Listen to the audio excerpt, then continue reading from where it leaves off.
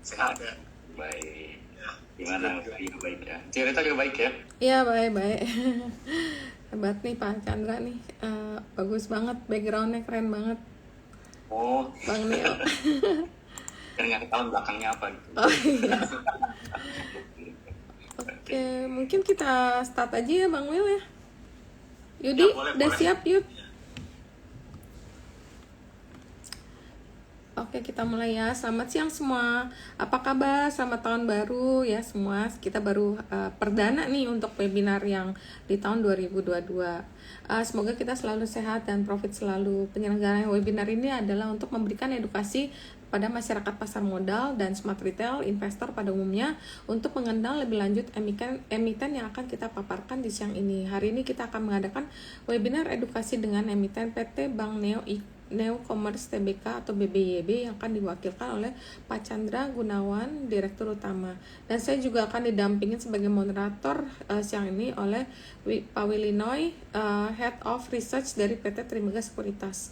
Sebelumnya disclaimer dulu ya, bahwa pembahasan saham di sini hanya bersifat sebagai referensi atau bahan pertimbangan dan bukan perintah beli atau jual, karena setiap keuntungan atau kerugian menjadi tanggung jawab dari pelaku pasar modal. Pada tanggal 18 September 2020, PT Bank Neo Commerce Tbk resmi menyandang predikat sebagai Bank Umum Kegiatan Usaha atau Buku 2. Untuk mendukung aspirasi besar Bank, PT Bank Yuda Bakti Tbk memutuskan untuk mengganti nama menjadi PT Bank Neo Commerce Tbk pada tahun 2020. Perseroan pertama kali meluncurkan aplikasi perbankan Neobank pada bulan Maret 2021 dan saat ini telah memiliki lebih dari 13 juta users. Bapak Chandra Gunawan, Direktur Utama, ditunjuk sebagai Direktur Utama sejak 14 April 2020 hingga saat ini. Beliau mendapatkan gelar Sarjana Akuntansi dari Universitas Tarumanegara di tahun 1997 dan memulai karirnya sebagai auditor di KPMG sebelum akhirnya pindah ke Citibank pada tahun 2000.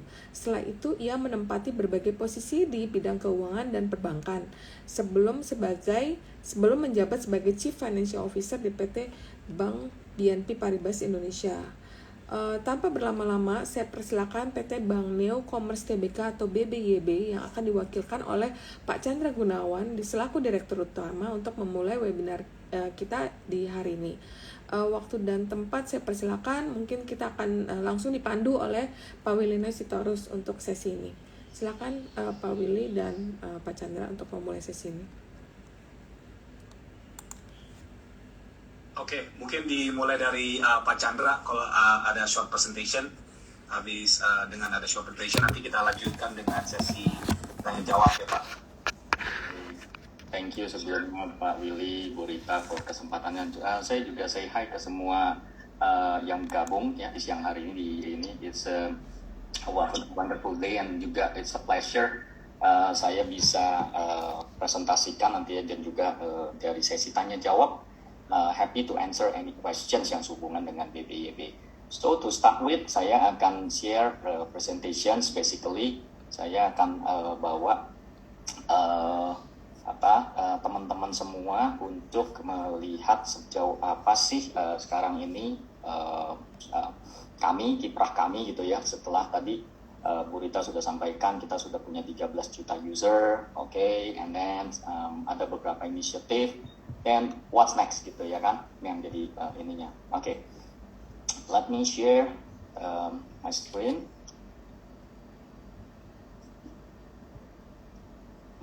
Kelihatan semuanya.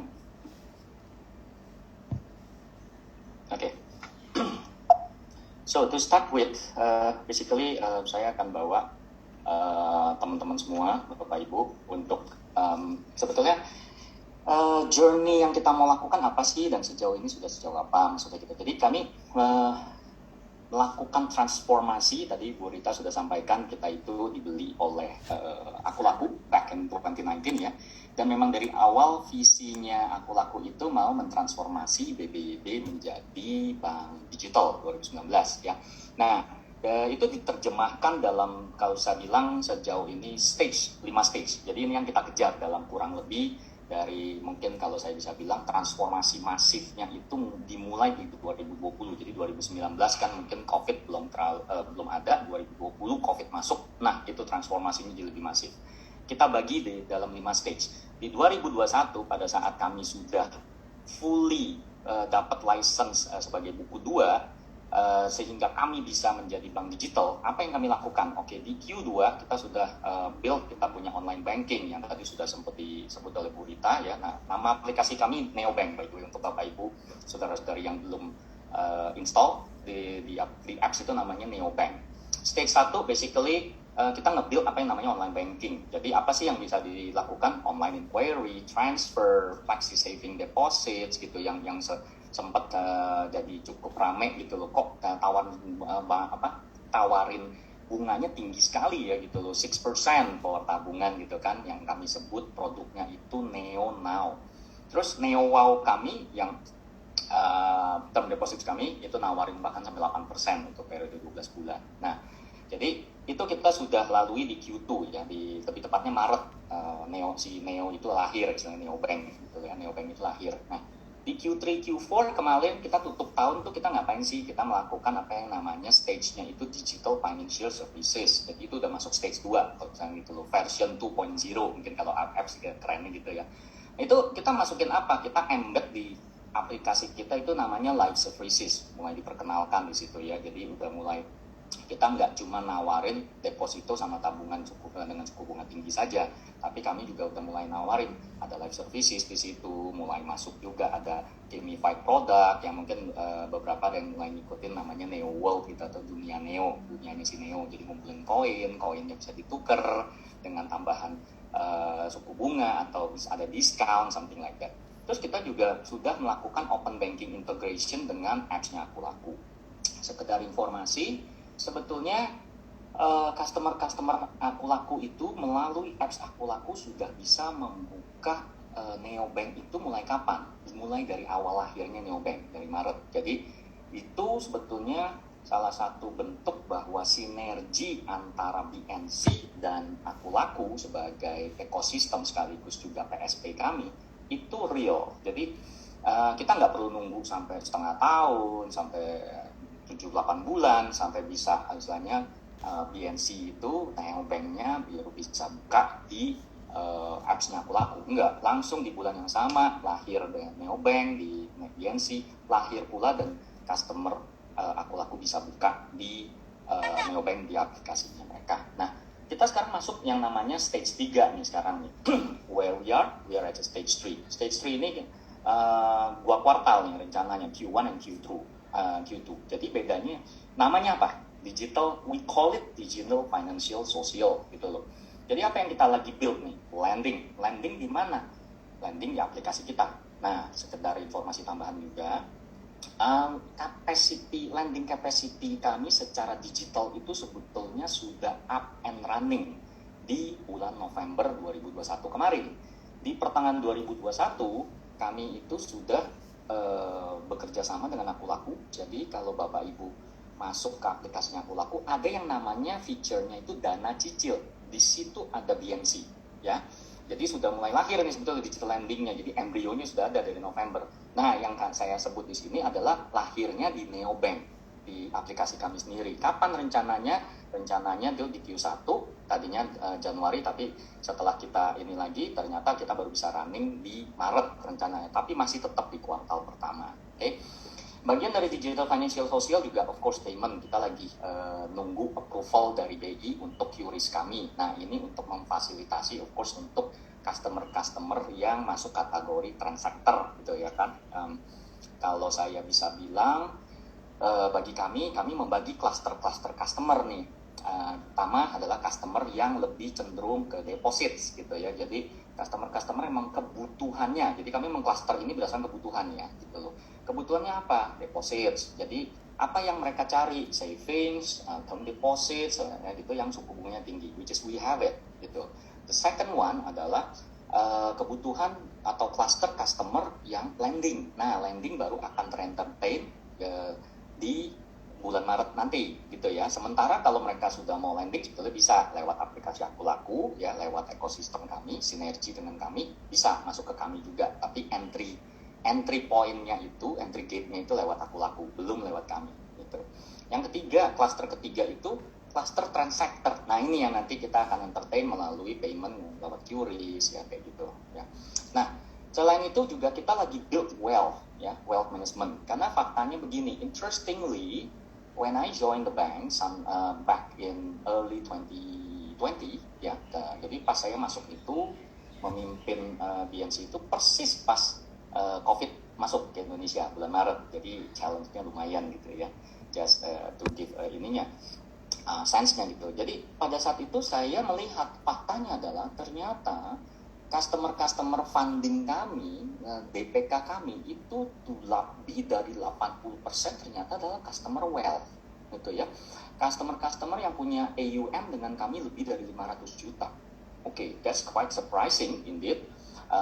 Walaupun kami dulunya BYB dikenal sebagai bank pensiunan gitu, pensiunan militer lagi kan gitu, bukan pensiunan sipil, pensiunan militer gitu. It's quite interesting fact. Makanya dari situ kami berpikir, okay, this is our core strength. Kenapa nggak bawa ini pada saat kami menjadi digital?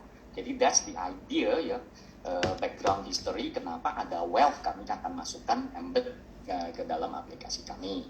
Social interaction bagian dari digital financial social yang kami sebut ini ya. Sekarang ini fase ini yaitu adanya instant messaging, group saving, split bill, itu kita lagi bangun. Nah sekedar informasi, instant messaging itu sebetulnya chat itu sudah bisa di aplikasi kami. Jadi sesama pemakai neobank itu tidak perlu lagi chatnya lewat WhatsApp, nggak perlu, atau lewat medsos atau lewat ini lain ya, aplikasi lain. Cukup di aplikasi kami bisa ngechat gitu ya. Jadi udah ada close loop gitu ya, close loop communication sudah ada. Bahkan pada saat satu orang customer yang punya account di neobank mentransfer dana ya, misalkan bayar misalkan chip-in makan, dia transfer gitu porsinya dia ke customer lain itu, sesama pemakai neobank itu sudah tidak perlu lagi screenshot bukti transfernya terus dikirim atau share, enggak, otomatis pada saat ditransfer di detik itu pula di chatnya si pentransfer ya, si A yang mentransfer itu muncul pop-up, muncul message-nya. Si B yang menerima transferannya juga muncul. Jadi nggak perlu repot-repot screenshot, kirim kayak gitu, atau share button, no need. Langsung pop-up saat itu juga. Jadi ini salah satu bentuk kami menjembatani social interaction istilahnya C2C ya, satu customer ke customer lain. Jadi kita bikin hidup customer yang pakai neobank itu lebih mudah, in short kayak gitu ya. Stage keempat nanti kami rencanakan di Q3 dan Q4 itu yang kami sebut itu digital financial connector. Apa yang kami connecting di sini? Nah, kita masuk mulai ke bisnis SME ya. Kita mulai melakukan empowering SME bisnis gitu. Kita masuk ke sana gitu. Jadi retail kita udah garap habis-habisan. Di stage 4 ini kita masuk mulai lebih garap lebih dalam lagi ke SME. Apalagi open banking, jadi kita akan lebih banyak lagi open banking partnership dalam hal ini. Kenapa? Karena sebetulnya esensinya di dalam dunia digital, kita semua tahu, bentuk kerjasamanya itu akan lebih bagus kalau lewat open API gitu ya, open banking gitu. Jadi pemakai aplikasi neobank itu nggak perlu pindah aplikasi, cukup masuk ke aplikasi kami dan connected to other partners yang bekerja sama dengan kami kayak gitu ya, jadi so-called ecosystems lah ya gitu. Nah selain itu juga kita masuk ke corporate services, walaupun dalam hal ini corporate kami tentu tidak akan semasif bisa dibilang retail dan SME. Jadi kita tetap memberikan service juga ke corporate. Di dalam hal ini kita akan meluncurkan internet banking kayak gitu ya. Sekarang sedang dalam proses minta approval, menunggu approval dari BI.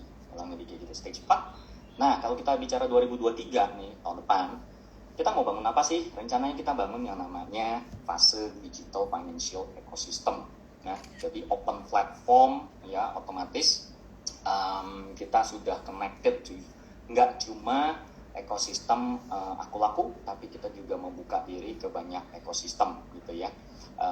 Seperti Bapak Ibu juga tahu, kita akan bagian besarnya adalah masih masuk ke dalam ekosistemnya Alibaba. Jadi we are connected gitu, that's the plan buat bisa open platform ke masing-masing ini ya, partners gitu ya.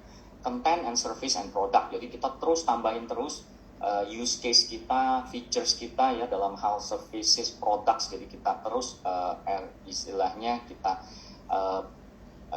improve terus ya, kita punya services dan juga kita akan luncurin produk-produk lainnya yang sekarang ini sebetulnya juga kalau Bapak Ibu kita punya neobank sebetulnya featuresnya sudah cukup banyak sekali gitu ya. Contohnya kayak Neosend, kalau belum tahu Neosend itu kalau Bapak Ibu tahu aplikasi namanya Flip ya, yang bisa menjembatani transfer dari bank A ke bank B, misalkan dari bank BCA ke bank Mandiri mau transfer gitu kan. Nah, kami melalui aplikasi kami ada feature yang namanya Neosend ya. Neosend itu adalah menjembatani, jadi rekening Bapak Ibu yang dari BCA mau ditransfer ke Mandiri bisa ditransfer via kita and free ya. Jadi kita bisa melakukan istilahnya service seperti itu, aggregations, distributions ya. Jadi juga kita nggak cuma bicara ini aja ya, kita juga melakukan apa yang namanya aggregation. Jadi kita bukan aggregate sekaligus juga distribusi di sini sebetulnya juga akan sudah dimulai sedikit banyak pada saat kami melakukan bisnis well di 2022 ini, dan akan lebih lagi nanti pada saat di 2023. Closed loop business and financial services. Nah, this is something yang tadi saya sempat sebut juga ya. Nah, kalau tadi kan closed loop istilahnya antar customer mulai ada. Nanti ke depannya di 2023 juga antar bisnis kita connecting gitu loh. Jadi kita bicara connecting B2B gitu. So in short, kita itu sedang ngebangun apa yang namanya dalam proses transformasi kami itu we are building a digital financial ecosystem at the end of the day gitu ya. Nah, to go next-nya. Nah, faktanya adalah mungkin Bapak Ibu udah cukup ini, jadi saya bahas cepat aja. Dalam 10 bulan peluncuran kami ya, dari Maret 2021 sampai dengan sekarang, kita sudah mencapai lebih dari 13 juta users. As we speak today, di catatan saya itu sudah mencapai 13,9 juta user. Jadi sebentar lagi kami hopefully menutup bulan ini memiliki customer lebih dari 14 juta gitu ya. Nah, di sini ada beberapa data yang cukup menarik yang saya mau share. Jadi average time per user per day on apps kami itu sekitar 5,5 menit. Well, cukup lama gitu, karena beberapa aplikasi kami compare ya. Jadi kami melakukan peer review juga lah ya, istilahnya gitu, how good sih kita gitu, how bad sih kita gitu ya. Jadi dan faktanya adalah user kita tuh per day itu spend time 5.5 minutes gitu loh. Wow, cukup lama istilahnya. Bukan 5,5 menit itu butuh waktu lama, transfernya lama, bukan. Tapi karena mereka quite excited dengan kita punya apps. Kenapa? Karena apps kita itu bukan cuma urusan financial. Seperti yang tadi saya bilang, ada gamified product. Jadi banyak user kita itu main game gitu loh. Main games di kita, terus dia juga chat, dia juga bisa melakukan macam-macam istilahnya, dalam artian kayak tadi misalnya Neosend yang saya bilang itu. Jadi dia nggak usah pakai repot-repot buka aplikasi lain, mereka masuk aja ke aplikasi kita. That's why ini meningkatkan average time per usernya kami gitu ya. Monthly active user MAU kami itu kisaran kurang lebih 4-5 juta user. Jadi kalau kita bisa bicara sekitar 40%-an lah ya, kurang lebih gitu ya. Nah, di AU kita itu sekitar 1-1,5 juta user ya. Well, ini kan datanya of course biasanya nih di AU itu naik kalau misalnya lagi ada promo. Tapi kalau misalkan yang lagi situasi biasa-biasa aja, nah kisarannya sekitar 1-1,5 juta. Kalau lagi ada promo bisa berapa? Well, bisa melonjak, bahkan bisa 3-4 kali lipat misalnya gitu loh. Karena kan para ininya kan bisa dilihat monthly active usersnya juga cukup tinggi ya. Nah, kalau kita bicara, saya skip di yang bagian install-nya itu 16 juta user, 16 juta install itu maksudnya customer yang menginstall aplikasi kami, tapi yang terregister jadi 13 juta itu adalah customer yang sudah dapat CIF di kami, alias registered user gitu ya. Nah, kita rencananya 2022 ini menargetkan tambahan user baru ya sebesar 15 juta user. Nah, as the users grow, impact-nya apa ke BNC gitu ya, Neobank contribute apa? Nah, fakta yang menariknya itu adalah total deposits kami itu grow significantly, kurang lebih 75% ya. Jadi di sini bisa kelihatan nih ya, di sebelah kiri left hand side, digital deposits itu contributing ternyata more than 40% dari kami punya total deposits gitu ya. Jadi kalau misalkan ditanya total depositnya sekarang, ini kan posisi November ya, kalau ditanya posisi sekarang berapa Pak depositnya BNC, di catatan saya itu lebih dari 8 triliun sudah ya. Jadi angkanya memang naik significantly dari sebelum kami menjadi digital bank sampai menjadi digital bank. Sekedar gambaran, di posisi Desember 2020 DPK kami itu baru 3,9 ya. Di posisi Desember kemarin 2021 melonjak 4,1 triliun alias menjadi 8,1 triliun. Nah, as we speak today, sekarang bahkan sudah naik lagi menjadi 8,4 dan 8,5 triliun. Sama siapa? Gitu. Nah, lebih dari 40% itu dikontribut dari kami punya neobank. Terus gitu ya. habis itu Kasa ratio dan juga baratnya yang sampai cost of fund kami ngelupas cap. juga ini ya Terus improving dalam artian kasa ratio kami itu interestingly naik ya. Jadi kalau Lu lihat saya ambil data Desember 2020, kasa kami itu di kisaran kurang lebih Tapi sekitar cakepan pakai 3,5 triliun. Kayak bersih clean gitu. Tepatnya sekitar Aduh, gua harus 500 kirimin hard disk gua ke recover. 500 miliar ya, Bisa. di giro tabungan saja Bisa. karena account saving Orangnya nggak ngomong Nah, ke gua di kayak posisi kalau Desember hard disk itu tuh 2021 itu udah bisa jadi ready. 1,5 Terus triliun. tiba-tiba pas Jadi gua datang, alias udah bisa. 1 triliun sendiri. Itu Bawa yang hard disk membuat kita kasa udah bawa ratio lah. kami menjadi Kenapa lu nggak prepare kalau Lah, kayak mau gitu? gua mana gua tahu Bawa kalau barang kecil gitu bawa despite of aja. the fact, di luar kenyataan bahwa habis itu ya udah kami sekarang mau dikenal kirim sebagai bank GoSend. digital yang menggadang-gadang suku bunga tinggi. Oh, depositonya 8% gitu kan, ramai kan ya. Faktanya adalah cost of fund kami itu di kisaran 5,5 sampai 6,5% saja. Kok tadi udah beli 20? Ya, jadi that's a very interesting fact yang saya mau share di sini gitu ya. Lu pergi jam berapa? Jam 3. Lending, setelah kita bicara funding, kita bicara sisi lending. Jadi ini interesting sih. Di 2022 kita akan expecting ya to see 15 tadi gue significant pikir improvement in kemahalan, terms of tapi top kalau line. Karena kan fakta seperti gitu yang saya jadi sampaikan pikiran tadi, jadi kami pesen sudah di meluncurkan Oke. kami punya digital lending bekerja sama dengan Aku Laku ya, jadi sinergi ekosistem yang November tadi ya. As we speak today, per hari ini kita sudah membukukan lebih dari 700 miliar new booking ya.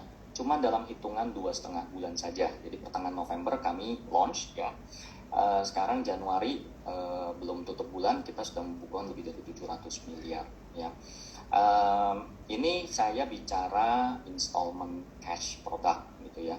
Nah, kalau kembali ke ini slides, jadi sebetulnya trennya itu sekarang terjadi kenaikan lah in terms of loan yields ya. Trennya itu naik sampai dengan 18% per annum. So ini masih posisi November and it keeps improving. Nah, ini yang kita bicara kalau bicara loan mix. Nah, sekarang channeling kita bagi nih beberapa ya. Jadi kurang lebih channeling pension, digital loan sama SMB ya. Kalau posisi sekarang kita bicara itu 30-40% itu masih di channeling. Pension kami juga masih cukup tinggi, sekitar 30-40%-an, which later on, which is di tahun 2022 ini, kami menargetkan menurunkannya menjadi 10% gitu ya.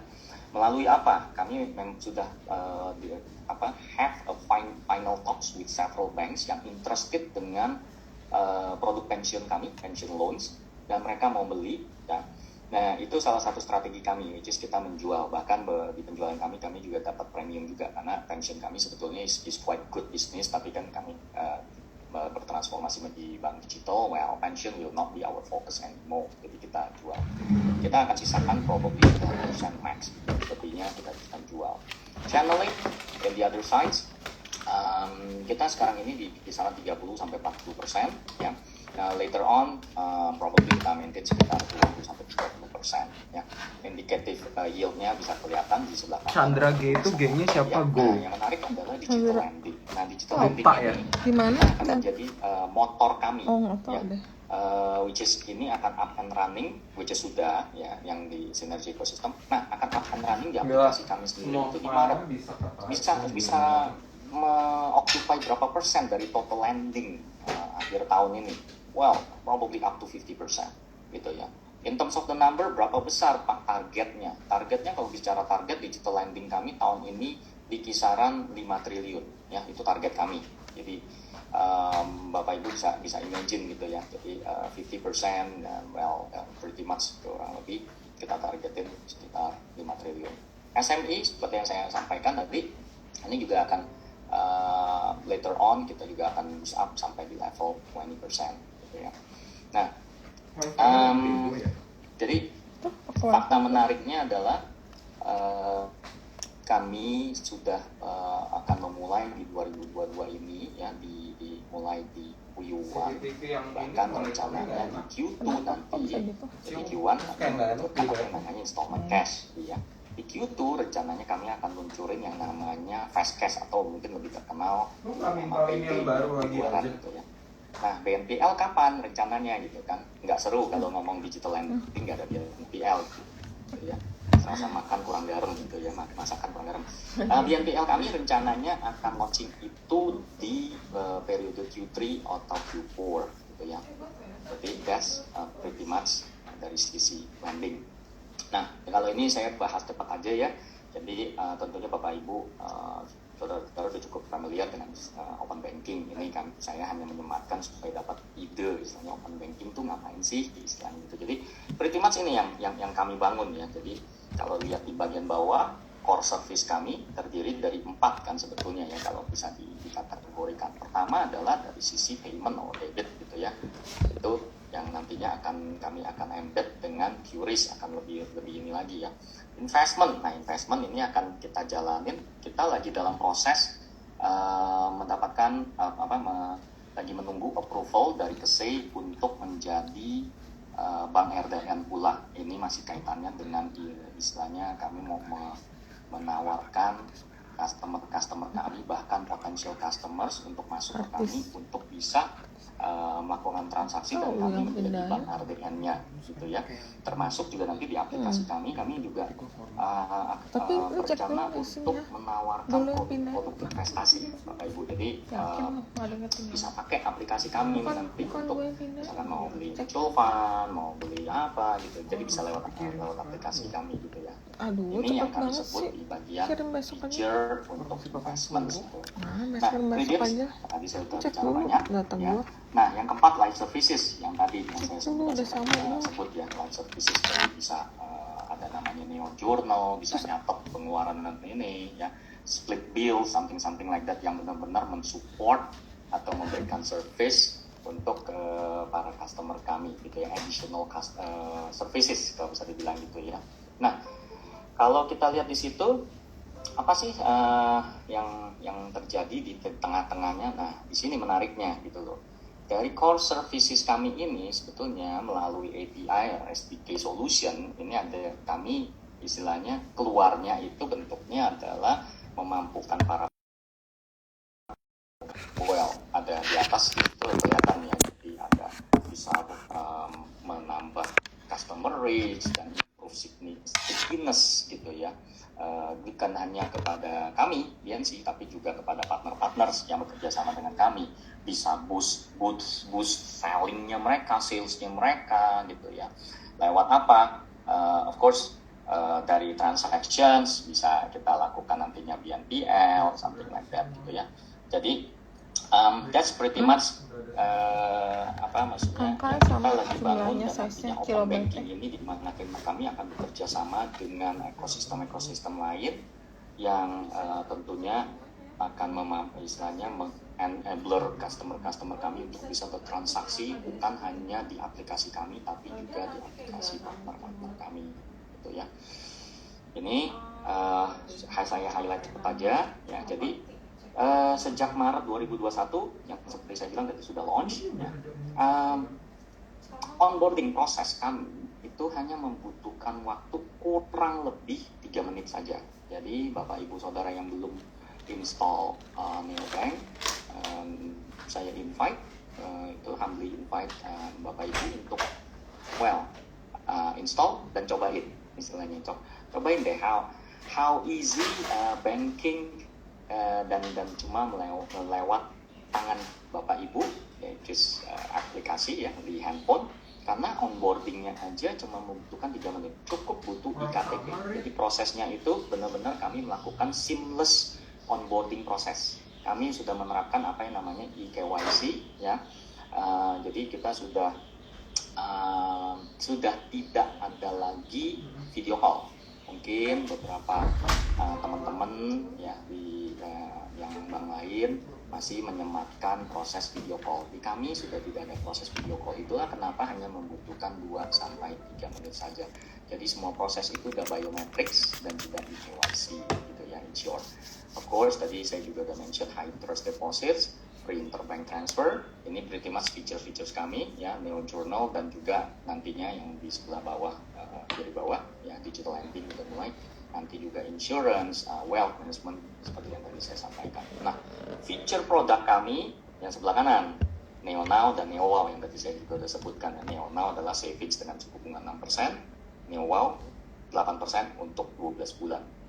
Ya. Nah, next-nya saya akan take up any questions. Thank you untuk Bapak Ibu Saudara yang sudah ikutin presentation saya. Back to you, Pak Willy Noy. Okay, thank you, Pak Chandra. It's a very great presentation ya Pak ya.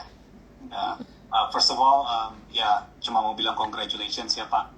I think your progressive KYC ya, or customer acquisition itu grow-nya bisa dibilang sangat luar biasa Pak. Ya, mungkin di sini sudah ada beberapa pertanyaan dari teman-teman investor, tapi sebelum teman-teman bertanya, saya boleh dong bertanya Pak ya? Oh, tentu Pak Wilman, silakan. Okay. Sure. Basically ini pertanyaan saya yang simpel aja sih Pak. Kan kalau saya lihat tadi presentasinya, rencananya target untuk new customersnya itu kan akan grow Pak. Sorry, dari sisi loan-nya, sorry Pak. Itu kan akan grow mungkin ke level 10 sampai 12 triliun. Mungkin pengen tahu gitu, apakah strategi kalian yang udah lakukan tahun kemarin itu apakah akan tetap sama untuk tahun ini gitu? Say from 2 trillion kalian reach to 4 trillion, sekarang udah mau reach 10 to 12 trillion, itu mungkin bisa jelaskan strategi apa yang dilakukan, satu. Terus kedua juga dari new customers atau new loans itu berapa persen itu yang akan berasal dari aku laku ya, dan itu target usersnya siapa aja itu sih. Oke. Kalau bicara strategi sebetulnya gini, pertama strategi yang kami terapkan adalah sekarang ini kita bekerja sama dengan aku laku ya. Jadi mereka kan ekosistem kita, jadi sinergi ekosistemnya jalan nih gitu loh. Jadi customer yang sudah memang punya account di aku laku itu juga bisa meng-apply di kami. Nah, keuntungannya apa? Ya of course kita juga sedikit banyak dapat credit history dan juga risk scoring yang kita bisa dibilang leverage dari aku laku juga. Indeed, by having said so ya, jadi saya bicara bukan berarti kami cuma mengadopsi istilahnya credit score-nya aku laku tanpa melakukan istilahnya tweaking lagi di kami gitu loh, enggak gitu loh, karena kan at the end of the day kami tetap bank ya, jadi kita punya RAC kami sendiri gitu ya. Nah, kalau bicara balik lagi ke strategi, jadi strategi awal kami adalah gini, yes, this is the first time for BNC, and saya rasa saya bisa bilang di Indonesia ini digital lending masih yang dilakukan bank ya, bank digital mungkin kami termasuk pelopornya gitu ya. Jadi yang benar-benar pure digital ya, jadi bukan yang di belakangnya ada mesti datang ke cabang atau apa, karena kan beberapa katanya digital lending, ternyata pas saya cek mesti ke cabang, itu bukan digital lending. Ada lagi yang katanya digital lending tapi ternyata belakangnya payroll gitu loh. Nah, kalau payroll kan udah kita bicara bukan digital lending. Logikanya kan digital lending itu kayak KTA lah istilahnya. Any people on the street, siapa aja di jalan bisa install, bisa istilahnya nge-loan sama kami. Logikanya kan gitu, ya kan? Nah, apa yang kami lakukan? Jadi digital lending kami ini kan sesuatu yang baru nih di tempat kami, ya kan? Nah, sementara aku laku itu sudah punya experience 5-6 years in building the digital lending di Indonesia, gitu ya. And as we know, aku lakukan punya prominent name di market ya, bersanding dengan of course nama-nama Kredivo, Home Credit, something like that gitu ya. Nah, Yang kami leverage, jadi the stage awal adalah kami meleverage apa yang dibilang ekosistem kami, ya, dalam artian use case-nya, credit scoring-nya, experience-nya gitu ya. Jadi teknologi, jadi kita sedikit banyak juga leverage dari sana, ya. Jadi kita influence by Akulaku Group gitu ya. Nah, itulah kenapa kami masuknya lewat Akulaku dulu. Nah, setelah kurang lebih 5-6 bulan berjalan, kita kan udah kelihatan nih use case-nya gitu ya. Buat kami juga ini sesuatu yang istilahnya mengkomplement apa yang kami dapat dari Akulaku. Jadi kita juga mempelajari data yang kami dapat, kita pelajarin juga gitu ya. Jadi Akulaku sudah punya customer di mereka ya. Terus customer tersebut yang credit history-nya bagus ditawarkan misalnya dana cicil masuk ke kami. Nah, di kami juga mempelajari juga customer ini, karena kan mereka biasanya transaksinya di Akulaku gitu, kreditnya di Akulaku, sekarang pindah ke kami gitu kan, ke pass on ke kami. Nah, otomatis kita juga nge-build, kami punya database ya, kita bicara mulai membangun big data dan juga kredit history dari use case yang sudah ada. Nah, itulah kenapa nanti pada saat Maret kita mulai luncurin apa yang namanya installment cash product di aplikasi kami. Itu kami sudah istilahnya punya bekalnya istilahnya. Nah, ini nanti yang kita implement ke istilahnya customer kami sebesar 14 juta ini ya kurang lebih, yang kami believe up to 30-40% itu akan menjadi customer lending kami ya. Jadi kami sudah kalau bisa dibilang mempelajari data kami dari 14 juta user itu, bisa dibilang 30-40% itu kami prediksi akan menjadi customer lending kami kayak gitu. Nah, strateginya apa? Otomatis kami tawarkan, karena udah beberapa, terus terang kita juga lihat sih beberapa customer udah mulai nanya landingnya kapan baru akan muncul. Nah, itu udah mulai ada pertanyaan-pertanyaan kayak gitu, artinya kita mulai menangkap ada kebutuhan nih dari customer kami. Nah, itu kita akan munculin gitu. Nah, of course selain kami juga langsung ke aplikasi kami, strategi kami rencananya ke depannya tentunya akan bekerja sama juga dengan bisa dibilang ekosistem lain. Itu salah satu strategi kami untuk bisa nge-boost up lending capacity ya. Nah, kalau itu akan lebih masif lagi pada saat NPL kami di Q3 dan Q4 itu up and running. Jadi kita bisa saja bekerja sama bukan cuma dengan Akulaku melakukan BNPL, tapi juga dengan e-commerce lainnya gitu. Bahkan juga ya sebetulnya bisa juga nantinya ke belakangnya secara offline itu juga bisa misalnya gitu, tapi kami lebih mengutamakan ke yang online.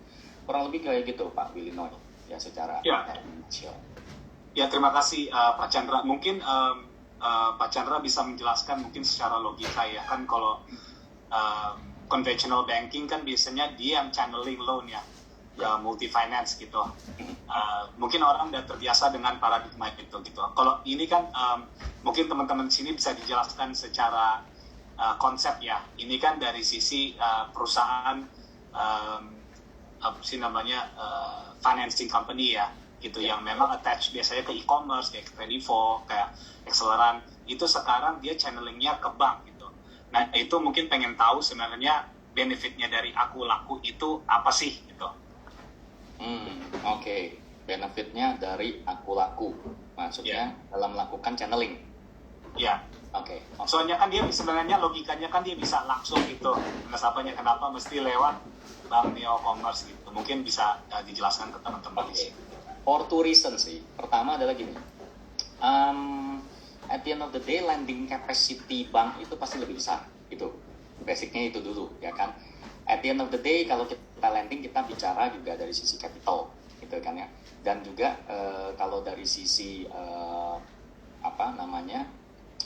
proses apa segala macam, of course bank itu lebih stringent, gitu ya. Kalau bisa dibilang gitu ya kan, seperti saya bilang dari RAC-nya itu ya. Nah. Di sisi itulah sebetulnya kalau Akulaku keuntungannya apa? Mereka bisa lakukan sendiri, tapi kan sebetulnya gini, buat mereka salah satu kuncinya adalah keuntungannya. Ini yang kedua adalah perputaran uang, gitu kan? Mereka kan juga bisa puterin lagi uangnya, which is buat mereka adalah kalau bisa dibilang selain mereka dapat fee, ya kan? Yang pasti kan mereka bisa maximize dan juga uangnya bisa putar lagi istilahnya gitu. Sementara kalau dari sisi kami, of course, like I said. Of course dari sisi loan portfolionya dan juga margin, kalau kita bisa bicara floatnya juga bisa berbicara menambah kami punya interest income gitu loh, karena kita bicara kalau digital lending kan ya suku bunganya sangat tinggi gitu ya. Kurang begitu Pak Wilma. Oke. Ya menarik ya. Jadi kan sebenarnya juga mungkin teman-teman investor di sini pengen tahu gitu kalau aku laku ini apakah bisa dibilang dia itu memang gedenya karena dia istilahnya attach ke platform e-commerce, sedangkan BNC ini ujung-ujungnya kalian itu bikin infra supaya kalian bisa berlari di kaki sendiri. Kira-kira itu pemahaman yang gampang nggak untuk teman-teman di sini mengerti ya? Ya, mungkin sekedar gambaran menambahkan itu. Mungkin ada pertanyaan juga gini, sebetulnya sinerginya aku laku dengan BNC itu mendatangkan berapa customers gitu ya. Jadi ya, simpelnya sinergi kami itu kalau bicara dari sisi user acquisition itu aku laku irisannya, kalau bisa dibilang aku laku punya customer yang masuk ke kami itu sekitar 10-15% dari 14 juta users kami, kurang lebih gitu. Oke. Sisanya itu dari mana ya? Organik kita sendiri, pertumbuhan BNC sendiri. Jadi dia dapat customer sendiri gitu. 85-90%. Jadi yes, kita bukan berarti sangat bergantung, misalnya mungkin kalau bahasa Jermannya ngeglendotin gitu ya, aku laku, enggak. Faktanya adalah dari 14 juta itu kami 85-90% adalah grow secara organik. I see. Mungkin ini sebelum saya ke investor, saya ada pertanyaan lagi, boleh Pak ya? Monggo. Ini pertanyaannya juga saya yakin teman-teman di sini juga ingin tahu Pak. Jadi kalau kita lihat itu kan customer acquisition kalian itu luar biasa ya. Saya belum ngitung-ngitung gitu, tapi I assume pasti customer acquisition cost-nya itu cukup murah ya. Kayaknya mungkin nanti Pak Chandra bisa jelaskan in terms of numbers gitu. Sebenarnya juga kalau saya lihat apps yang lain gitu ya, ya 11-12 lah mirip gitu. Tentunya rule of thumb-nya orang tuh banyak berpikir kalau digital bank itu bisa sukses kalau ada ininya, ibaratnya parasit gitu ke suatu ekosistem yang udah jadi gitu. Nah kalau kalian ini kan justru reverse berpikirnya. Kalian itu justru yang create euphoria. Kalau assuming itu 13 juta users, berarti perharinya itu kalian bisa cetak new users itu puluhan ribu Pak. Itu kan luar biasa banget gitu. I mean, saya bukan orang operational, saya nggak tahu di dalam, tapi bagaimana dari operational capacity kalian bisa melakukan itu satu. Terus kedua, ini strateginya siapa Pak? Karena kan untuk melakukan strategi ini tuh nggak bisa gitu, cuma one man show gitu. Saya percaya kalau suatu perusahaan itu untuk create something yang different, create something yang edgy, itu juga membutuhkan juga teamwork yang luar biasa. Mungkin Pak Chandra bisa memberikan warna Pak. Oke, thank you. Lumayan combo nih pertanyaannya Pak Billy. Ya thank God sih kita sudah dapat user sebanyak itu. Jadi kalau ditanya strategi apa sih yang kita jalanin, sebetulnya gini. Di awal peluncuran aplikasi kami juga merasain yang namanya seret kok, istilahnya gitu. Jadi nggak langsung boom hari pertama kami langsung dapat banyak, enggak. Bahkan secara statistik saya ingat di bulan Maret kami luncurin itu Maret akhir, jadi anggap aja April gitu ya. April itu kita cuma punya beberapa ratus customer aja kok. Terus mulai melonjak mulai Mei, Juni gitu loh. Paling gila-gilaan itu mulai di awal Mei, pertengahan Mei itu mulai drastic. Yes. Per hari itu kami sekarang ini membukukan customer kurang lebih yang buka account yang di approve ya. Jadi registered customer itu kurang lebih di kisaran 30-50 ribu gitu loh. Itulah kenapa pertumbuhan kita itu masif. Mungkin kalau ditanya kok bisa gitu loh ya jujur sih kalau saya ditanya gitu loh. Ya itu kekuatan doa sama bekerja. Jadi apa yang kita kerjakan gitu ya. Yang kita kerjakan gini. Kita melihat fenomena dari sejak. Jadi sebetulnya gini, kami ini adalah bank yang mengamati. Jadi sometimes mungkin beberapa resepnya bukan magic sih, bukannya pakai magic wand terus suddenly bisa deng gitu loh. Kami memperhatikan, jadi we watch very carefully. Contohnya apa? pada saat COVID masuk, kami memperhatikan, kami selalu mengolah data dan melihat data. Kami bank yang sangat rajin mengolah data, gitu loh ya. Nah, jadi kita melihat patternnya.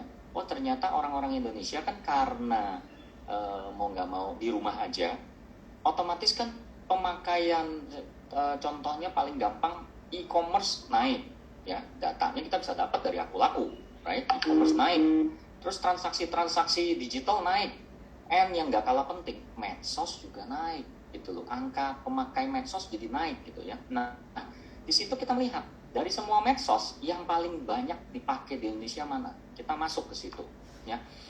Sekedar informasi aja, followers kami di IG itu bisa dibilang termasuk yang memimpin di antara semua bank digital, gitu ya. Followers kami udah lebih dari 220.000 gitu. Nah, itu kita mulai dari apa? Dulu followers kami itu cuma berapa ribu orang saja, gitu loh. Nah, jadi kita perkuat terus di medsos, dan faktanya adalah orang Indonesia itu istilahnya merefer sesuatu yang mereka suka. Faktanya seperti itu.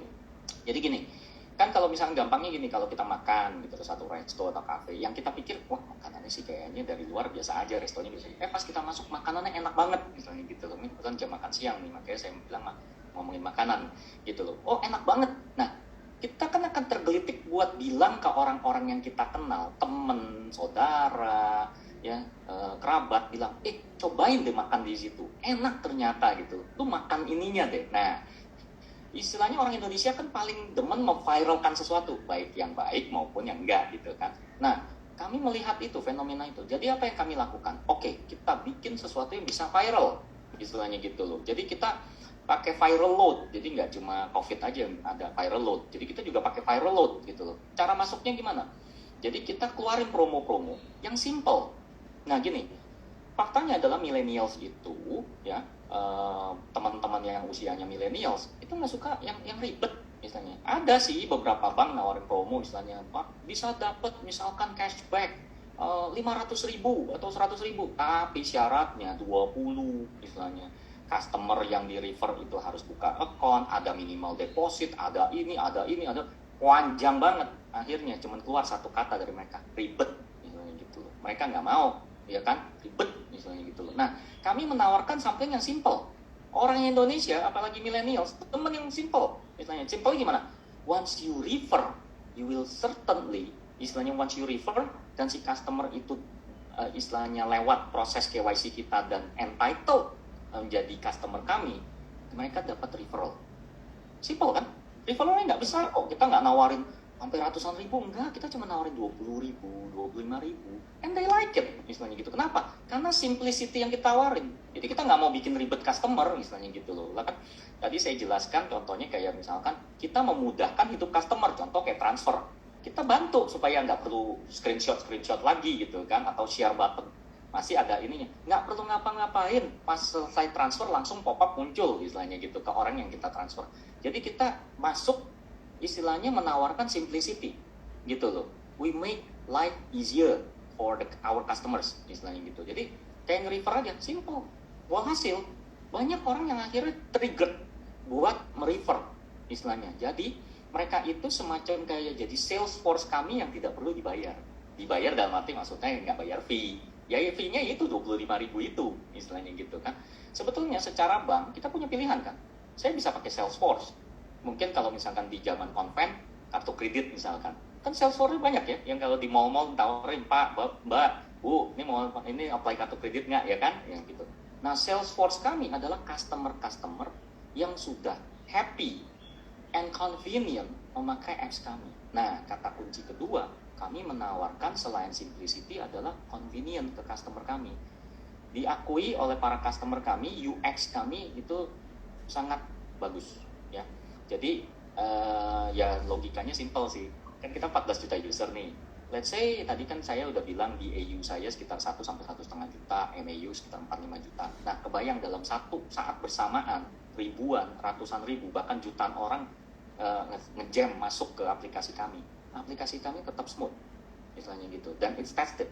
Nah ini yang pentingnya, maksud saya sebetulnya yang dijual digital bank itu adalah teknologinya, gitu loh.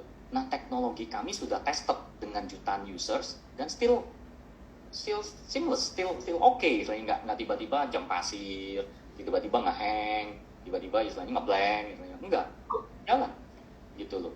Nah, hal-hal seperti itu yang membuat mereka jadi trigger buat istilahnya mereferensikan gitu loh. Nah, makanya kita jadi viral istilahnya gitu. Sembari kita juga bekerja sama dengan beberapa KOL ya, influencer, untuk bantu kami untuk nge-boost istilahnya sales kami, istilahnya kalau bisa bilang gitu. So pretty much kurang lebih kayak gitu sih Pak Wilino ya. Mungkin di balik itu ya kita tawarin sesuatu yang at the end of the day buat customer kita convenient apps gitu loh. Kurang lebih gitu. I see. Ya enak lah, udah dapat referral fee, registernya gampang, terus depositnya juga tinggi gitu kan. Benar sekali. Ya siapa yang nggak mau gitu kan. Iya. Kan logikanya gini, kalaupun misalkan nih seandainya saya anggap aja ya saya bukan CEO-nya BNC, misalkan saya orang biasa, kan saya pasti punya semacam amunisi ya buat jualan ya gitu kan. Istilahnya nanti pasti tanya, aplikasi apa tuh? Kamu tawarin saya aplikasi apa? Oh, aplikasi bank digital nih, enak pakainya. Terus tapi buat apa? Ininya tabungannya berapa? Tabungannya 2%. Kira-kira saya akan tertarik nggak? Nggak akan tertarik.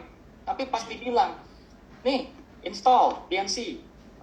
Saya kasih amunisinya ke sales saya itu, yaitu orang-orang yang merujuk atau yang merefer itu kan. Nah dia bilang gini ke kerabatnya, ke saudaranya, dia bilang, nih tabungannya gede nih, suku bunganya 6%. Misalnya. Orang kan jadi tertarik gitu loh. Dan akhirnya mereka berpindah istilahnya dari tabungan mereka di bank lain, mereka pindah, pelan-pelan mereka pindah gitu loh kan. Nah itu sedikit banyak jadi amunisi buat orang-orang yang merefer, kan ada yang dijual kasarnya gitu. Kalau cuma nawarin suku bunga 3%, 4%, well, I don't think people will be interested sih pindahin tabungannya dari bank mereka yang sekarang ke bank digital itu gitu. Kurang lebih gitu lah Pak Wilmo. Ini juga yang bikin secara cost very efficient ya, karena Salesforce kalian customer kalian sendiri gitu ya. Exactly. Kayak jualan asuransi lah, asuransi jiwa. Asuransi jiwa kan juga cepat banget gitu, karena yang jualan juga ya customer asuransi sendiri gitu ya. Betul, dia yang sudah ngerasain sendiri gitu kan manfaatnya gitu. Yes. Mungkin saya ke pertanyaan teman-teman ini ya, investor di sini. Ini ada pertanyaan dari Pak Andre. Ini katanya berita dibawa di media bahwa Bank Neo itu akan melakukan rights issue itu sekitar 50 triliun. Mungkin apakah ini benar, dan apakah ada strategic investor nanti di dalam rights issue ini? Okay, thank you for the question Pak Andre. Jadi yes, the news is true. Kami akan dalam waktu dekat melakukan rights issue sebesar 5 triliun ya. Jadi double dari yang kami lakukan tahun lalu gitu ya. Nah 5 triliun ini rencananya kami lakukan tadinya mau di kuartal pertama ya, mungkin banyak di pemberitaan dibilang kuartal pertama, yes.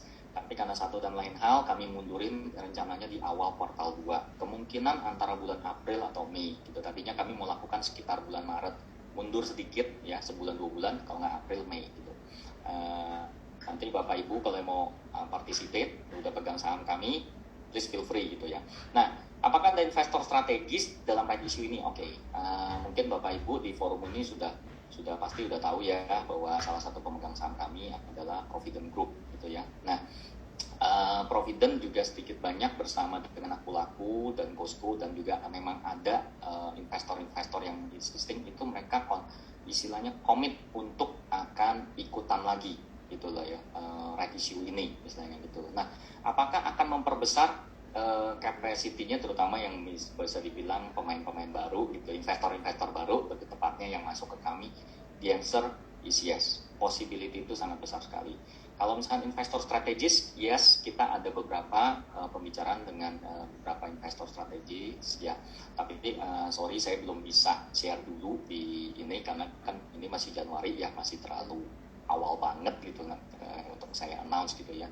Tapi yang pasti yes, buat gambaran aja Bapak Ibu, kemarin pas rights issue kami yang kelima, yang 2,5 triliun yang bulan akhir tahun lalu rampung, itu kami mengalami oversubscribe sampai dengan 400-500% gitu loh. Itu terus terang masih banyak yang queuing, yang mau beli saham kami ya terpaksa belum bisa join. Itulah kenapa sebetulnya ya buat yang next right issue ini itu a very good opportunity buat Bapak Ibu kalau misalkan mau ikutan invest di BBYP. Gitu kurang lebih Pak Illinois. Oke, terima kasih Pak Chandra. Ini ada pertanyaan.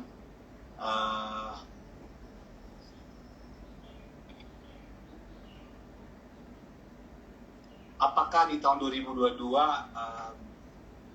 Bank Neo ini sudah bisa profit ya Pak? Gitu. Dan mungkin ada angkanya nggak atau estimasi atau apa gitu yang bisa membantu Pak? Oke. Thank you. Jadi gini, tahun 2022 BNC sudah bisa positif profit belum? Target kami sebetulnya untuk 2022 itu bukan profit. Ya, bukan berarti kami nggak mau jadi bank profit, bukan gitu. Tapi gini, target kami seperti yang tadi saya jelaskan yang transformation phase itu targetnya adalah tahun ini masih user growth. Ya, karena sebetulnya buat bank digital itu salah satu KPI, ya salah satu key performance indicator-nya dan success story-nya itu adalah sebetulnya yang dilihat adalah user growth-nya. Maksud saya simpel sih, mikirnya simpel, logikanya gini. Buat apa sebuah bank repot-repot bertransformasi menjadi bank digital kalau hanya cuma punya user 1 juta? Buat apa? Itu loh. Jadi bank konven juga bisa 1 juta user, gitu loh kan? Simpel ya logikanya gitu. Justru yang harus dilihat adalah dengan sebuah bank bertransformasi menjadi digital, logikanya kan mereka bisa ngeraup lebih cepat gitu loh. Analoginya mungkin gini ya, mungkin nggak terlalu tepat, tapi analoginya gini. Sebuah misalnya nelayan, kalau misalkan dengan cara pakai bubu gitu ya, pakai jaring kecil gitu ya, dia cuma nangkep jumlah ikannya mungkin cuma 20, 30 gitu. Nah, dia beli kapal pukat yang pakai teknologi gitu kan, dapatnya juga 20, 50. Pertanyaannya ngapain dia beli kapal pukat kan, mahal-mahal gitu. Ngapain pakai teknologi? Pakai bubu atau jala kecilnya dia juga udah dapat 20, 50. Jadi, having said that, dengan mengatakan itu, logika simpelnya adalah sebuah bank bertransformasi menjadi bank digital, kan udah investnya gila-gilaan itu, ya kan teknologi. Jadi kan seperti saya bilang, digital bank itu sebetulnya tech bank, technology bank. Yang dijual apa? Teknologinya. Bukti supaya teknologi itu bisa dibeli dan dirasakan, itu kan indikatornya apa? Ya user, istilahnya gitu. Kalau yang pakainya nggak happy, selesai, istilahnya gitu. Boro-boro dia mau mereferensikan ke orang lain, bener ya, seperti analogi tadi saya bilang, kalau kita makan di satu resto terus kata orang enak, pas kita cobain sendiri nggak enak, kita pasti akan bilang, jangan ke situ, nggak enak, ternyata gitu kan. Nah tapi kalau misalkan sampai bermultiplikasi berkali-kali lipat, itu membuktikan satu, customer kami happy, sehingga dia mereferensikan. Satu. Kedua, sebuah bank digital itu logikanya adalah dengan dia invest sebesar itu di dalam teknologi, ya ke dalam teknologinya, itu harusnya menghasilkan percepatan dalam pencapaian jumlah user. Lah, kalau pakai teknologi aja tetap jumlah usernya cuma 20-30, ngapain mereka jadi bank digital, invest mahal-mahal, jadi bank konven saja, buka cabang, lebih murah, istilahnya gitu kan, kok bisa dibilang gitu. Tapi sebetulnya yang kami kejar adalah gini, selain user adalah kami istilahnya ngebangun apa yang namanya, ini sejalan dengan visi kami. Kami itu masuk ke unbank dan underbank. Jadi user growth itu menjadi salah satu indikator supaya kami juga bisa masuk dan juga bisa penetrate ke daerah-daerah gitu, supaya bisa masuk menjamah unbank dan underbank gitu. Nah, untuk melakukan itu semua tentunya butuh investasi, satu. Kedua, memang ada masa transformasi. Kalau kita melihat di bank-bank digital di luar ya, banyak tuh, kalau di China kan ada WeBank, ada MyBank, di Korea ada Kakao ya kan, terus ada tuh N26, Revolut gitu, Monzo, macam-macamnya. Nah, kalau saya perhatikan, mereka-mereka itu membutuhkan waktu kurang lebih 3-5 tahun dalam proses transformasinya. Jadi nggak bisa, istilahnya mohon maaf nih, di forum ini saya ngomong, invest hari ini, besok langsung profit ya, no way. Menurut saya sekarang gini, simple aja nih, kalau misalkan kita mau nanam, istilahnya kan, kita nanam istilahnya nanam sesuatu, kan nggak mungkin next day-nya langsung istilahnya ini ya. Nah, jadi kalau saya melihatnya adalah gini, 2021 adalah awal transformasinya BNC. Itulah kenapa kami membukukan kerugian ya. Dan di 2020-2019 sekedar catatan buat Bapak Ibu, kami masih profit kok, istilahnya gitu ya, kami masih profit. Jadi 2021 itu kenapa kami menjadi membukukan kerugian gitu yang cukup besar. Ya, karena itu proses kami bertransformasi. Satu. Kedua, kami mendapatkan istilahnya user sampai dengan 13 juta. Of course biaya untuk 13 juta user beda ya Bapak Ibu dengan biaya untuk mendapatkan user cuma 100.000 atau 1 juta, ya beda lah ya. Itu kan udah 13 kali 14 kali lipat gitu ya, masuk akal dong ya. Kayak kita bangun rumah makan kelas tertentu mungkin biayanya segini, tapi kalau kita bikin yang bintang 5, of course investasinya nggak bisa disamakan kayak gitu ya. Dan juga biaya operasional dan lain-lainnya gitu ya. Nah, kalau ditanya, jadi oke, in short kapan Pak profitnya? Target kami adalah di tahun 2023 gitu ya. Di 2023 kami menargetkan di bisa dibilang kita berharap BEP di 2023 bahkan profit. Nah, sekedar gambaran buat Bapak Ibu di forum ini, di hitungan saya ya, di projection kami internal, sebetulnya di semester kedua kami sudah mulai membukukan apa yang namanya profit, betulnya ya. Tapi kenapa kok bisa gitu loh? Kok bisa profit Pak di mulai tahun ini? Tapi saya secara full year, saya bicara full year ya, full year 2022, yes saya harus tegaskan itu baru akan profit di 2023. Kenapa? Karena di 2022 ini walaupun secara monthly-nya, secara bulanannya sudah mulai profitable ya. Kenapa? Karena kan seperti yang saya bilang, kita udah mulai munculin yang namanya digital lending, dan makin masif lagi nanti kan Q3, Q4 kita masuk BNPL. Jadi digital lending kami makin masif dengan target 5 triliun ya, digital lending ya, logikanya kan kita mulai masuk ke apa yang namanya profit. Tapi secara full year ya memang kami masih bisa dibilang baru akan membukukan full year profit itu di 2023 kurang lebih gitu Pak Billy gitu. Oke, menarik sekali ya. Saya juga agree dengan Pak Chandra ya. I mean, opportunity very big now. Ini waktunya ya untuk grow the users as much as possible ya. Karena memang opportunity di underbanked sama ya underserved kan itu ya masih gede banget ya. Ini saya pengen tahu ya Pak Chandra itu ada hitungannya nggak sih, kan kalau total lending di banking system kita mungkin sekitar 6.000 triliun kalau nggak salah gitu. Mungkin pengen tahu aja sebenarnya opportunity-nya di apa sih namanya non bankable ya sama underserved banking customers, itu potensinya seberapa besar sih Pak? Gede banget sih, terus terang kita memang sekarang bahkan gini sih, mungkin saya kasih sedikit bocoran di forum ini. Salah satu kiat kami ini, karena kenapa? Kalau sekarang ini kami harus akui ya, bank-bank digital itu masih bisa dibilang masih melayaninya sebetulnya masyarakat perkotaan sih ya. Fakta demografis kami juga mengatakan gitu. Jadi 60-70% customer kami itu masih di daerah Jawa dan sekitarnya, jadi pulau-pulau besar, kota-kota besar gitu. Nah, kota-kota yang misalkan bisa dibilang pelosok-pelosok itu masih agak jarang, mungkin cuma 5-10% gitu. Nah, jadi kan kalau kita bicara unbanked and underbanked kayaknya masih jauh persentasenya gitu ya. Nah, menariknya adalah gini, kita juga pakai strategi sih cara masuknya, karena kami perhatikan pada saat kami memakai KOL atau influencer yang istilahnya skala nasional gitu, yang notabene pasti terkenalnya di kota-kota besar lah ya, mungkin kayak nama Debbie Sumargo kayak gitu-gitu, Anya Geraldine gitu kan, itu kan pasti cuma kenalnya di kota-kota besar gitu. Mungkin kalau di kota-kota kecil atau mungkin daerah-daerah mungkin mereka nggak terlalu gimana ya. Nah, sekarang kita rubah strateginya. Jadi di tahun 2022 ini kami mensponsori sebuah film yang nanti mungkin Bapak Ibu mungkin juga akan tertarik nontonnya. Saya nggak jangan sebut dulu ya judulnya. Nanti rencananya akan launch di bulan Mei. Itu disponsorin sama BNC gitu loh. Film ini berasal dari grup lawak zaman dulu yang sangat merakyat banget dan di daerah-daerah itu sukses besar gitu loh ya. Nah itu mereka bikin the movie-nya istilahnya gitu, mungkin kalau analoginya mirip kayak Trio Warkop gitu ya, the movie gitu loh. Kita sponsorin. Kenapa kita sponsorin? Karena kita mau masuk dari situ, brandingnya masuk ke daerah-daerah. Jadi that's our strategy gitu loh. Jadi rather than kita istilahnya mensponsori sesuatu yang istilahnya nggak masuk sampai ke daerah, kita masuk ke situ karena kami percaya film itu menjadi satu hiburan yang yang sekarang mulai dicari banyak orang gitu kan. Bioskop udah mulai ramai lagi di daerah-daerah juga kan gitu. Nah, kita masuk ke situ dan brandingnya itu juga akan sangat kuat, dan kita sudah melihat kuat di daerah-daerah gitu. Kita masuk dari situ, itu salah satu strategi kami. Selain itu juga kita masuk memakai influencer yang kuat di daerah.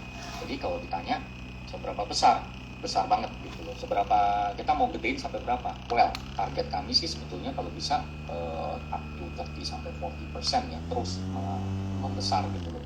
Karena BNC memang visinya adalah hadir buat menjangkau bank atau bank juga, gitu Pak Bima. Oke, I see. Ini ada pertanyaan, mungkin lebih saya simplify aja ya. Competition Pak.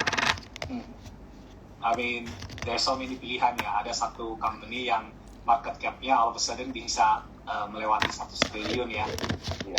Itu ada namanya Alobank. Itu kan ada so many partners coming in, the big names, ada Bukalapak, ada Grab segala macam.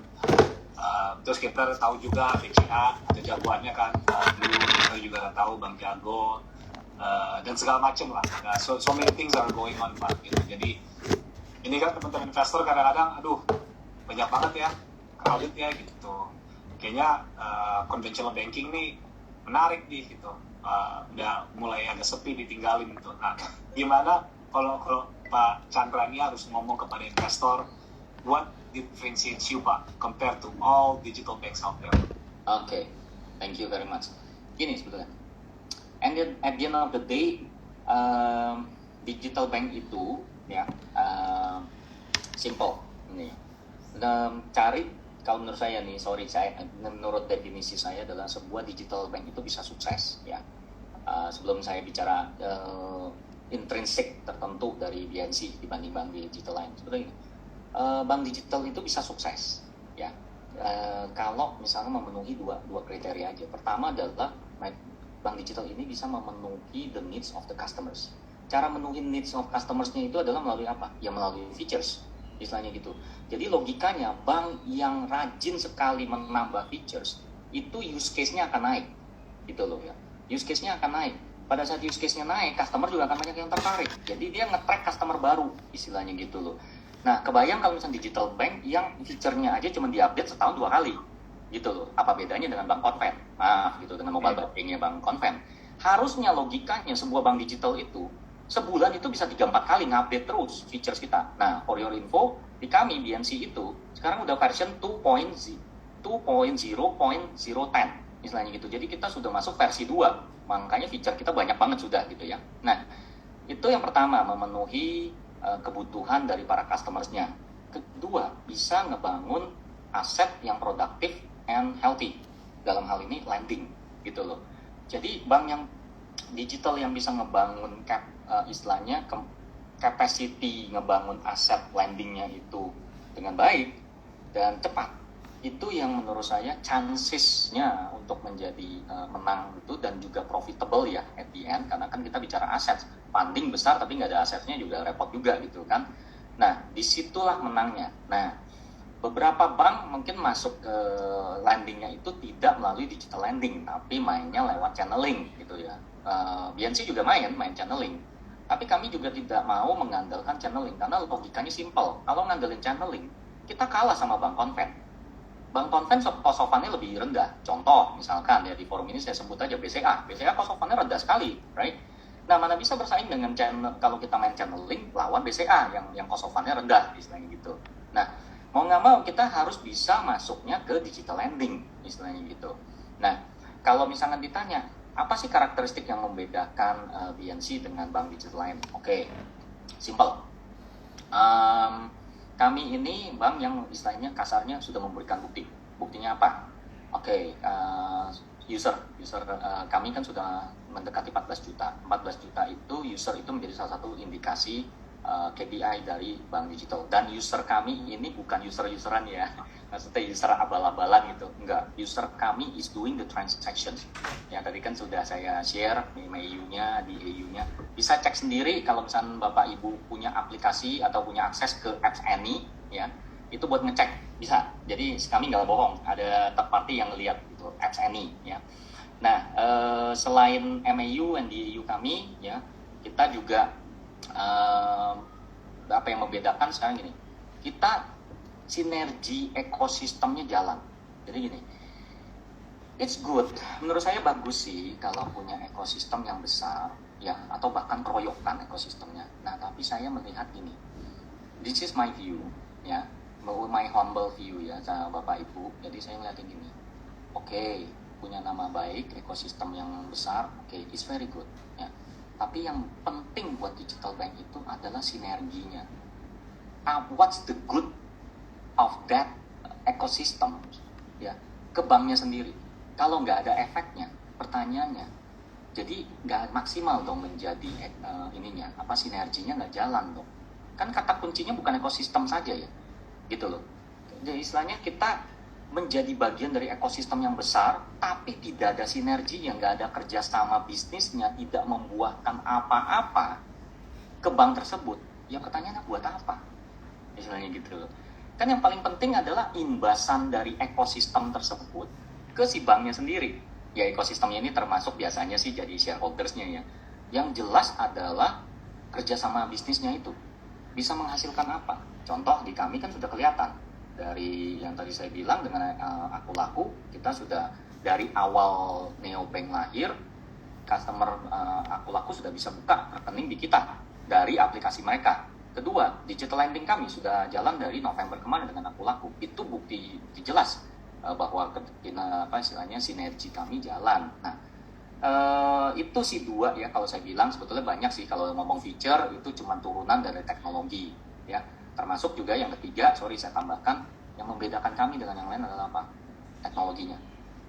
Ya, teknologi kami itu sedikit banyak yang membuat orang juga stay and stick with us dan bahkan mau mereferensikan gitu loh. At the end of the day, digital bank itu jualnya teknologi gitu loh. Teknologi yang dijual bukannya karena saving account lending atau itu enggak. Itu turunan dari istilahnya itu produk konven juga bisa jual.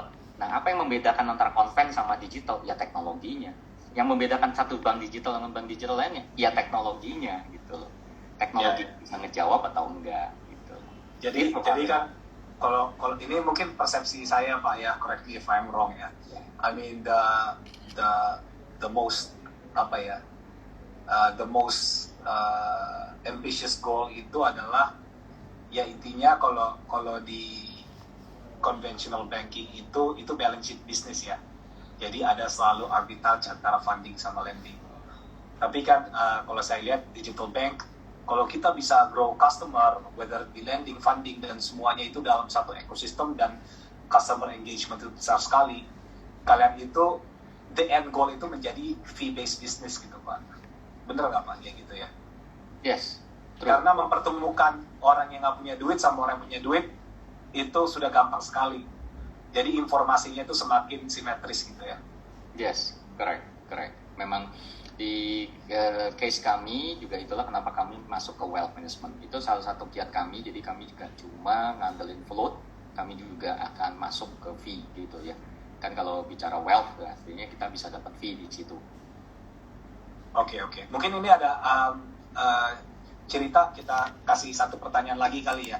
Sebelum nanti ke floor ya. Ini kita kan udah ngomong bagus-bagusnya semua Pak ya. Ya, tapi tentunya juga terutama orang milenial dan yang berumur milenial ke atas itu takut masalah security ya. Soalnya kalau kita mau marah-marah kan udah biasa gitu, kita bisa ini ada pertanyaan ya. Mungkin saya ini dulu ya. Dari Pak Chandra ya. Oke, Pak Chandra dulu ya. Iya. Pak Chandra yang resen ya? Ya. Halo? Ya Pak Chandra silakan. Ya Pak, saya mau nanya, kan kalau misalkan BBYB itu kan belakangnya adalah Aku Laku. Sementara yang kita tahu itu Aku Laku itu adalah mereka kan minjemin duit untuk lebih ke kebutuhan yang konsumtif lah ya, istilahnya kita bisa bilang gitu. Karena kan kalau yang saya tahu nih ya, Aku Laku kan kayak lu mau beli HP, mau beli apa, itu kan lebih ke kebutuhan konsumtif ya. Nah, Terus kan ada yang mengatakan bahwa sebenarnya NPL dari fintech lending itu, fintech P2P itu gede loh sebenarnya. Cuman terlihat bagus TKB-nya karena ada insurance di belakangnya. Padahal kalau nggak ada insurance, NPL-nya itu sangat tinggi. Nah, itu kan harusnya kalau misalkan kayak gitu ada suatu saat di mana nanti kalau misalkan ada masalah berarti itu langsung berdampak langsung ke bank digital, which is BBYB gitu loh. Gimana menurut pendapat Bapak gimana? Oke, terima kasih Pak Chandra Wijaya. Kebetulan ada beberapa Chandra termasuk saya sendiri. Oke. Makasih Pak Chandra Wijaya pertanyaan. Jadi gini sebetulnya. Di kami, yes, kalau memang melihat aku laku dan juga memang kebanyakan fintech memang lebih banyak menawarkan, lebih banyak ya, bukan berarti tidak ada yang menawarkan ke konsumsi, karena kan yang memang faktanya ini menurut penelitian katanya saya pernah baca orang Indonesia cukup demen mengkonsumsi, makanya kenapa perekonomian kita digerakkan oleh konsumsi gitu kan, konsumsi rakyatnya gitu, which is dari satu sisi mungkin terkesan negatif, tapi di sisi lain sebetulnya enggak juga gitu, tergantung kita melihatnya gitu ya. Nah, balik lagi kalau misalkan fintech itu banyak konsumsi ya, memberikan kredit konsumsi, yes, karena itu yang paling cepat bisa dijual. Tapi having said that bukan berarti tidak ada fintech yang masuk ke kredit produktif ya. Contoh yang saya bisa sebut misalnya kayak Prodo, Restock kayak gitu ya, beberapa kan yang memang ini ya.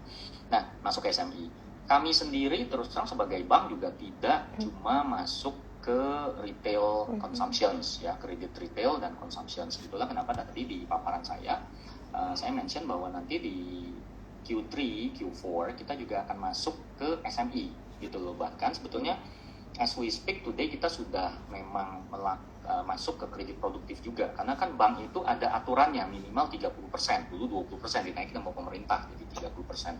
Jadi memang ada kewajiban bahwa bank itu harus masuk ke kredit produktif juga gitu loh. Jadi memang tidak akan persis apple to apple antara aku laku dengan BNC bahwa pasti BNC 100% nanti kreditnya akan konsumsi, enggak juga gitu. Ada porsi yang pastinya produktif. Kita juga akan menjaga, karena di sisi kami juga NPL, OJK perbankan itu lebih kalau bisa dibilang strength ya dibanding, ya saya nggak bilang OJK yang ini, tapi OJK bank itu sangat istilahnya kalau bisa dibilang reviewnya itu benar-benar waskat banget istilahnya gitu loh.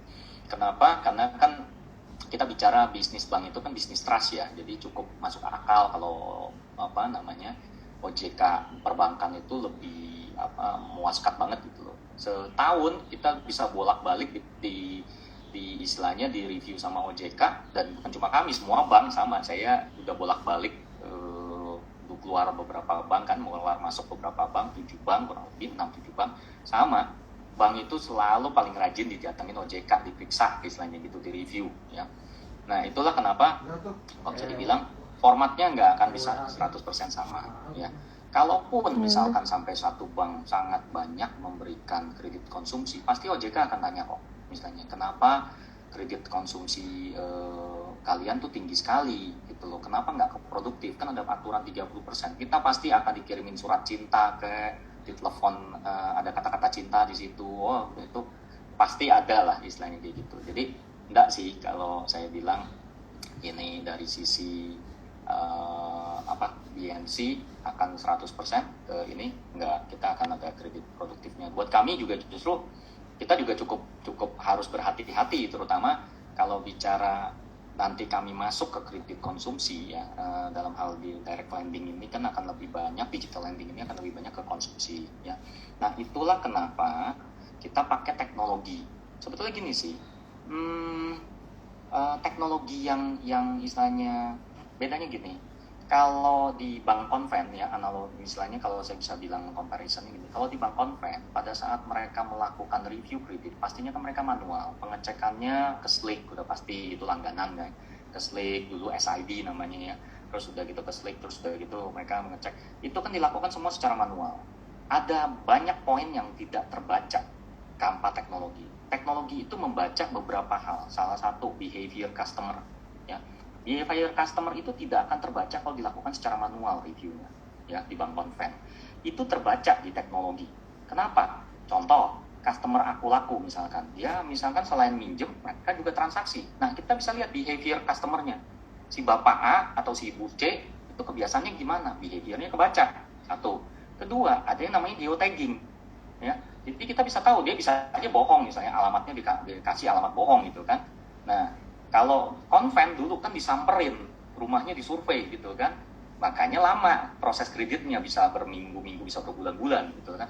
Kalau sekarang kita hitungannya cuma berapa menit, berapa detik, ke-proof istilahnya gitu kan. Kenapa? Karena kita juga ada teknologi geotagging. Nah, geotagging, orang bisa bohong ngisi alamat, tapi nggak bisa bohong pada saat handphonenya nyala, di posisi mana kita bisa baca, istilahnya gitu. Itu cuma beberapa hal yang istilahnya sedikit banyak teknologi bisa membantu meminimize resiko kredit. Bukan, having said that, bukan berarti nggak ada resiko sama sekali, tetap aja istilahnya resiko tetap ada istilahnya.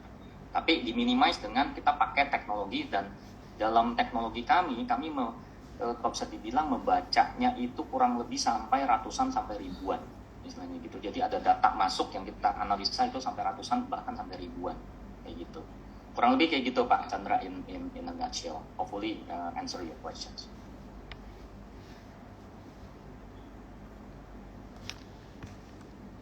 Gimana Pak Chandra? Jelas ya? Oke. Bang. Ya? Ya. Kalau misalkan seperti itu dengan adanya kemajuan teknologi kayak gitu, apakah sebenarnya di yang masa akan datang itu kredit setiap orang bisa berbeda? Benar. Jawabannya benar Pak Chandra. Dari credit scoring dong? Betul, benar sekali. Jadi makanya suku bunganya itu kalau kita bicara digital lending, satu orang sama orang lain bisa beda. Gitu loh. Semakin orang kredit historinya bagus, suku bunganya akan turun. Kan itu berbanding terbalik. Jadi kalau resikonya tinggi, logikanya suku bunganya akan naik gitu loh. Semakin sering dia misalnya kredit historinya bagus, ya, semua behaviornya bagus, of course akan pengaruh ke suku bunga yang akan diberikan gitu. Jadi makanya kalau ditanya kenapa digital lending tinggi, ya karena awalnya belum ada datanya kasarnya, atau istilahnya use case-nya masih dikit. Tapi semakin sering dan semakin banyak data yang terkumpul, kita istilahnya bisa tahu bahwa si Bapak Anu ternyata nih oke, justru bahkan ini jewel banget, kita harus pegangin. Suku bunganya pasti akan adjust Pak, mengikuti profil resiko si calon debitur.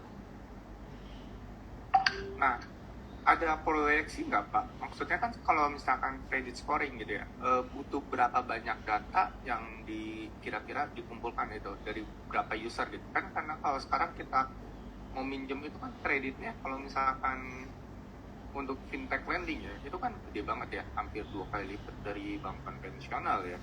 Harusnya kisaran 15% sampai 20% kan? Ya. Itu bisa mencapai ke istilahnya ke yang misalkan ke bank biasa yang which is 12% atau mungkin di bawah itu, misalkan di bawah 10%. Is it possible? Oke. Very good question Pak Chandra Wijaya. Gini. Pada prinsipnya kalau istilahnya gini, kalau pinjaman yang suku bunganya rendah pasti ada jaminannya rata-rata ya. Itulah kenapa istilahnya ada sesuatu yang dipegang oleh si banknya istilahnya, which is jaminan, collateral gitu loh.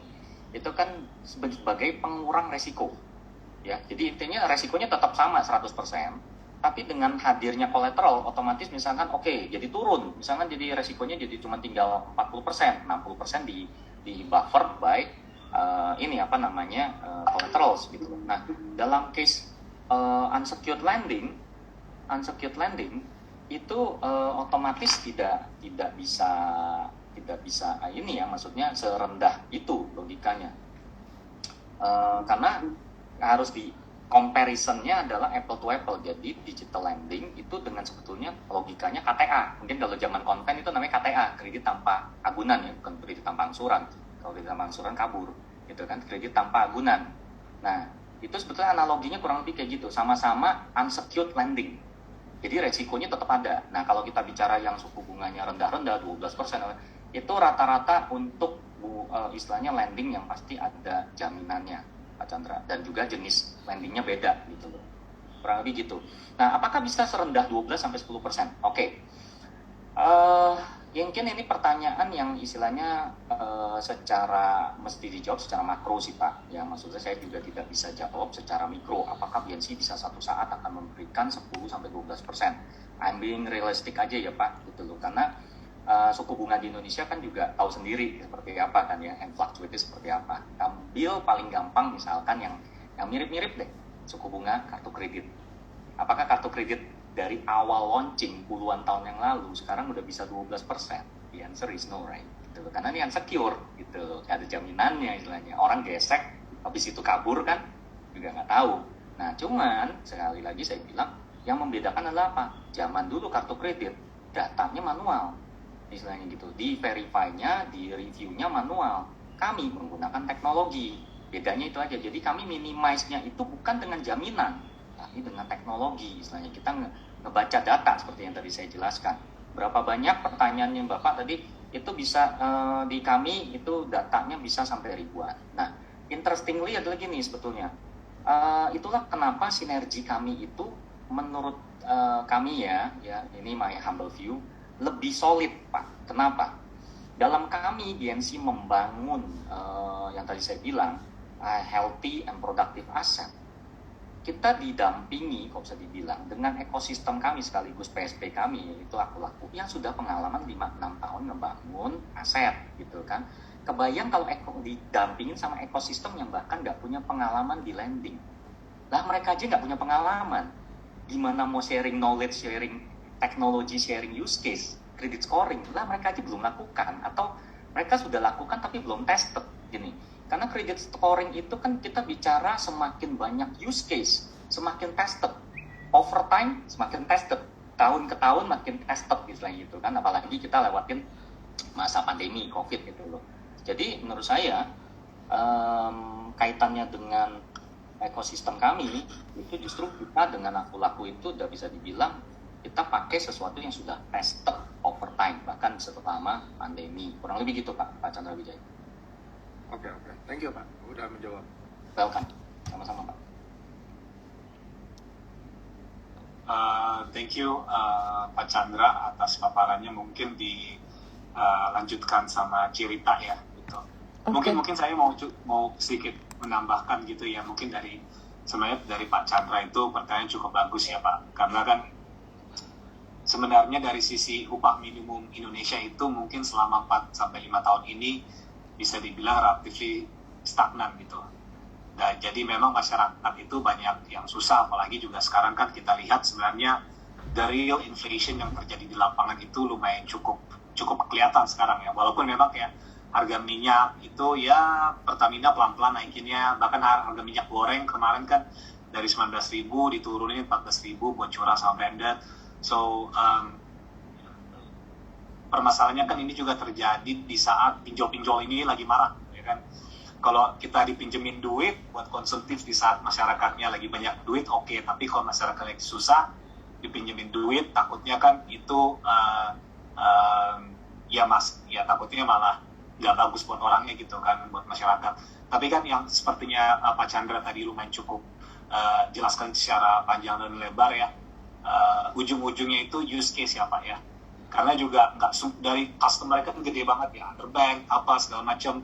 Bahkan juga misalnya dikasih ke UMKM pun, misalnya kita kasih productive financing, itu kan nyaru Pak, kalau UMKM antara productive sama consumptive financing Pak.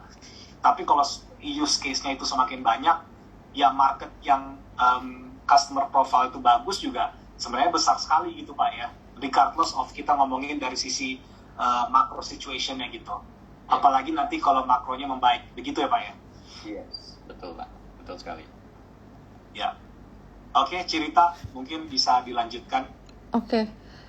Mungkin kayaknya banyak sekali udah yang Pak Willy dan Pak Chandra udah banyak kasih insight. Apa sekarang kita langsung masuk ke technical chart ya? Yudi mungkin bisa. Boleh, sebentar saya sharing dulu.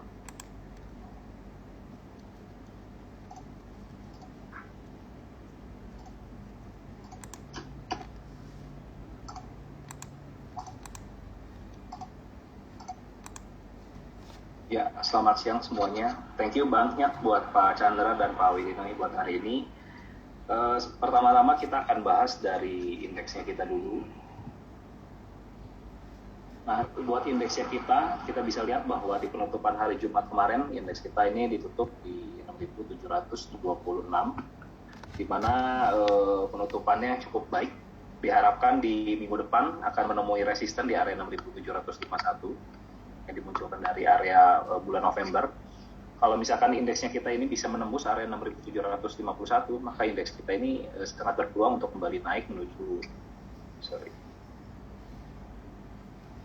menuju ke area 6.917. Jadi bisa diperhatikan untuk level selanjutnya setelah 6.824 dia bisa menuju 6.917, bahkan tertinggi 6.986, kurang lebih dari satu kali tinggi yang didapatkan dari range konsolidasi di bawah. Namun kalau misalkan ternyata di pergerakan minggu depan kembali turun dan melewati batas dari support terdekat yaitu di 6.592, maka boleh berhati-hati dengan pergerakan indeks ke depannya. Lalu untuk saham BBYB, kita bisa perhatiin di pergerakan hari Jumat kemarin sudah mulai muncul candle hijau dan mulai tertahan di area support di sekitaran area 2070. Ini merupakan area yang cukup baik untuk pergerakan BBYB. Kalau misalkan di pergerakan minggu depan masih bisa bertahan di atas 2070, maka berpeluang untuk kembali naik menuju target di area 2280, bahkan menuju area 2480. Tapi kalau misalkan ternyata area 2070 ini ditembus, maka next supportnya dia akan turun hingga area 1830. Jadi boleh diperhatikan untuk level support dan resisten terdekatnya. Lalu selanjutnya ada BBHI. BBHI ini di pergerakan hari Jumat kemarin juga menutup dengan cukup baik. Untuk resisten terdekat ada di area 6225. Nah, kalau misalkan bisa tutup dan bertahan di atas 6225, maka membuka peluang untuk kembali naik menuju targetnya di sekitaran area 7.200, dan area support terdekat ada di area 5225. Jadi kalau misalkan dibatasi untuk resiko penurunannya, kalau misalkan dia turun di bawah 5225, dia akan membentuk bearish flag, jadi boleh berhati-hati. Lalu selanjutnya untuk Amar ini sudah naik rally cukup lumayan di pergerakan seminggu terakhir ini mulai terjadi koreksi, namun secara tren masih cukup baik, di mana dia masih masuk dalam kategori uptrend. Untuk support terdekat ada di area range sekitar 600-an, jadi selama masih bisa bertahan di atas area 600, sekitar area 600-630 bisa menggunakan sebagai buy on weakness dengan target pantulan sementara di area 700, bahkan target selanjutnya kalau misalkan bisa melewati area 700 bisa menuju target sekitar 820. Untuk support dan stop loss-nya tolong dibatasi di bawah area 600, boleh diperhatikan. Lalu selanjutnya ada BBCA. BBCA ini cukup menarik, di mana kita bisa lihat bahwa dia sudah break dari resisten terdekatnya di area 7.900, dan di pergerakan minggu depan kemungkinan besar BCA akan kembali melanjutkan pergerakan uptrend minornya menuju area target di sekitar area 8.250. Tapi kalau misalkan ternyata dia berbalik arah dan kembali turun melewati support di 7.550, boleh untuk dibatasi resikonya. Lalu selanjutnya ada BRMS. BRMS ini sudah berhasil menembus area resistennya yang cukup kuat di area sekitar 120, dengan kemarin sudah berhasil tutup di atas 121. Untuk pergerakan minggu depan kemungkinan dia akan kembali melanjutkan kenaikannya menuju area 126 untuk target satunya, lalu target duanya ada di 133. Nah, untuk support terdekatnya boleh dibatasi sebisa mungkin jangan turun di bawah 120. Lalu selanjutnya ada PALM. PALM ini secara tren besar masih bergerak uptrend, memang dalam pergerakan kecil sedang bergerak downtrend. Namun kita boleh perhatikan selama PALM ini masih bisa bertahan di atas 695, maka berpotensi untuk kembali naik di range sideways ya hingga ke area 855. Nah, kalau misalkan PALM bisa naik dan melewati area 855, maka next targetnya bisa kembali menuju area 980. Untuk batas resikonya ada di 695. Lalu selanjutnya ada Telkom. Telkom ini juga cukup menarik, di mana kita bisa perhatikan bahwa dia sudah bergerak di dalam fase range consolidation yang cukup lama, dan seminggu terakhir sudah mulai bisa naik di atas area range consolidation-nya yaitu 4.200.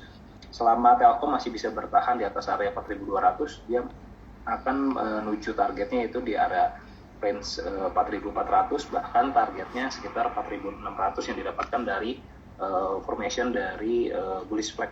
Jadi boleh diperhatikan mungkin buat minggu depan akan cukup menarik dari Telkom pergerakannya, namun boleh dibatasi kalau ternyata Telkom kembali turun di bawah 4.200, maka dia akan kembali turun menuju area targetnya di 4.000, jadi boleh diperhatikan. Lalu selanjutnya ada Friend ini masih bergerak di dalam fase range consolidation dari range 83 hingga 96. Untuk area entry di sekitaran area 83 sampai 86 ini akan cukup menarik, di mana possibility-nya melihat pola yang sering terjadi adalah pola sideways, maka kemungkinan besar di minggu depan akan kembali naik menuju target resistannya di sekitaran 96. Boleh dibatasi untuk resikonya kalau misalkan harga kembali turun di bawah area 83. Lalu di minggu depan Indonesia Investment Education ada event bersama dengan Blibli dan Loket, bersama dengan speaker kita Ibu Kartika Sutrandi. Buat teman-teman yang pengen tahu tentang Outlook tahun 2022 bisa langsung daftar di Blibli maupun Loket. Terima kasih banyak buat hari ini. Buat terakhir mungkin minta bantuannya buat Bapak Ibu semua membuka kameranya masing-masing supaya kita bisa melakukan foto dokumentasi bersama dengan Pak Chandra.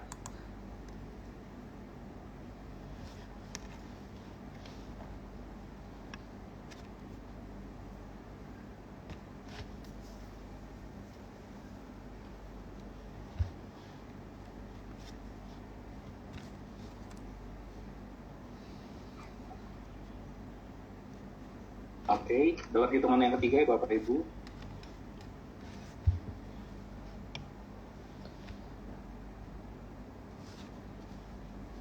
1,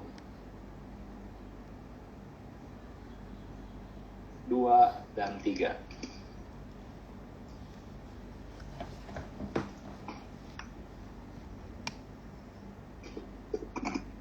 Sekali lagi Bapak Ibu, dalam hitungan ketiga, 1, 2, dan 3.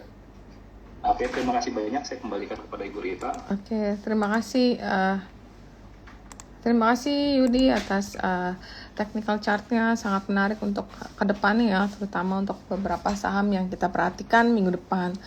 Terima kasih saya ucapkan pada Pak Chandra Gunawan yang udah mewakili BBYB, yang udah memaparkan kinerja perseroan, dan juga untuk edukasi kepada masyarakat pasar modal. Dan terima kasih juga untuk Bang Wil yang udah memandu di sesi-sesi awal acara kita bersama BBYB. Mungkin Pak Wilina ada closing statement untuk teman-teman di sini?